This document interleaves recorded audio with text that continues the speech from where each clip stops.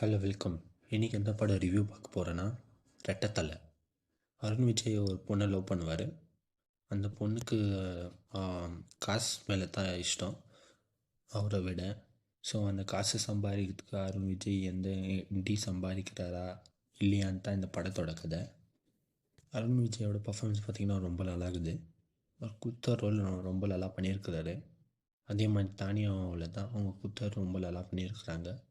Songs BGM எல்லாம் படத்தில் okay தான். இன்னும் சாங்ஸ் பிஜிஎம்ஸ் எல்லாம் இன்னும் நல்லா இருந்தால் நல்லா இருந்திருக்கும்னு தோணுது. படத்தில் ட்விஸ்ட் அண்ட் டர்ன்ஸும் இருக்குது, ஆனால் அது இன்னும் நல்லா பண்ணியிருக்கலாமோன்னு தோணுச்சு.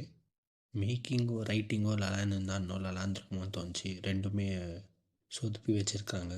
வில்லன் வந்துட்டு யோகிசாமி அவங்களுக்கே பவராக ஒரு கேரக்டர் கொடுத்துருக்கலாம். அவங்க கேரக்டர் அவ்வளோ பவராக இல்லை, இம்பேக்ட் இல்லை.